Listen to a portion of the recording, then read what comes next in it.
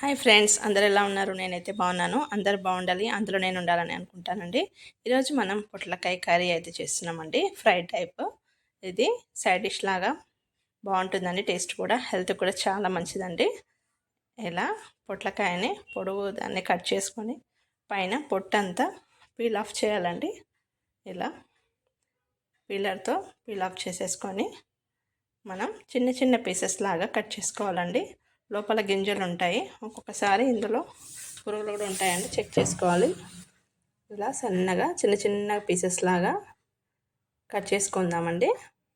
తర్వాత ఈజీగా వంట రాని వాళ్ళు కూడా చేసుకునే ప్రాసెస్లో చూపిస్తున్నాను ఫ్రెండ్స్. కొంతమంది ఇంట్లో పాలు పోసి వండుకుంటారు, మేమైతే పాలు పోయట్లేదండి. కొద్దిగా సాల్ట్ వేసి అలాగే ఒక 5 మినిట్స్ పెట్టేయాలి. తర్వాత వాటర్ అనేది వచ్చినాక ఇంకా కొంచెం స్మాష్ లాగా చేసి దీంట్లో కొంచెం వాటర్ వేసేసి తీసేయాలండి. ఒక్కొక్కసారి సాల్ట్ అనేది ఎక్కువ అవుతుంది, అందుకని మనం కొద్దిగా వాటర్లో బాగా వాష్ చేసినట్టు చేసేసి తీసేసుకోవాలండి. కడాయిలో కొంచెం ఆయిల్ అయితే వేస్తున్నాను. ఇది ఈజీగా ఎవరైనా చేసుకునే ప్రాసెస్లో చూపిస్తున్నాను ఫ్రెండ్స్. 2 స్పూన్ల ఆయిల్ అయితే వేసేసాము.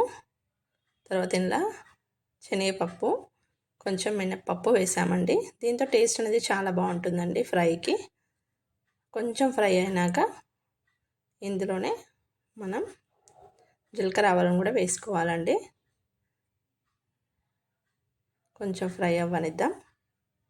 తర్వాత జీలకర్ర ఆవాలు వేసాము, కొద్దిగానే వేసుకున్నాము. ఒకసారి బాగా కలిపేసుకొని ఇంకా దీంట్లోనే మనం ఎండుమిర్చి వేసుకోవాలండి. కారం వేయట్లేదు, మన ఎండుమిర్చితోనే ఒక్కొక్క దాంట్లో 2 భాగాలుగా చేసి వేసుకోవాలి. ఇదే కారం సరిపోతుందండి దానికి. కొంచెం ఫ్రై చేసుకోవాలి. కరివేపాకు ఉంటే అవైలబుల్ ఉంటే వేసుకోండి. తర్వాత ఇలా స్మాష్ లాగా చేసేసి కొన్ని వాటర్ వేసాం కదా, బాగా వాటర్ పిండేసి ఇందులో వేసేసుకోవాలండి. త్వరగా ఉడికిపోతుంది, మనకు ఒక 15 నిమిషాల్లో వంట అయితే రెడీ అవుతుందండి. ఇది పొట్లకాయ ఫ్రై. కొద్దిగా పసుపు అయితే వేసాము వాటర్ అన్నీ వెళ్ళిపోయాక. ఒకసారి బాగా కలుపుకోవాలి. ఇంకా సాల్ట్ కారం ఏం వేయట్లేదండి, ఆల్రెడీ మనం పొట్లకాయలో వేసాం కదా సాల్ట్, అదే సాల్ట్ సరిపోతుందండి. తక్కువ ఉన్నా పర్లేదు, కానీ మనకి ఎక్కువ ఉంటే కర్రీ అనేది బాగుండదు కాబట్టి ఇంకా అదే సాల్ట్తో మనం ఫ్రై చేసుకుందాం. ఎండుమిర్చిది కూడా కారం మనకి దాంట్లోకి వచ్చేస్తుందండి ఫ్రై అయిపోతూ ఉంటే. ఇంకా ఉప్పు కారం కరెక్ట్గా సరిపోయింది. అలాగే కొంచెం దగ్గర పడే వరకు ఫ్రై చేసుకోవాలి.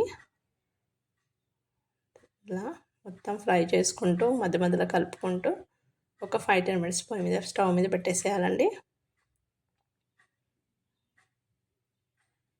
ఇలా తర్వాత మొత్తం తీసేసి ఒక ప్లేట్లోకి అయితే తీసుకున్నాము. వీడియో నచ్చితే లైక్ చేయండి, షేర్ చేయండి, సబ్స్క్రైబ్ చేయండి ఫ్రెండ్స్. మరొక వంటకంతో మీ ముందుకైతే వస్తాను.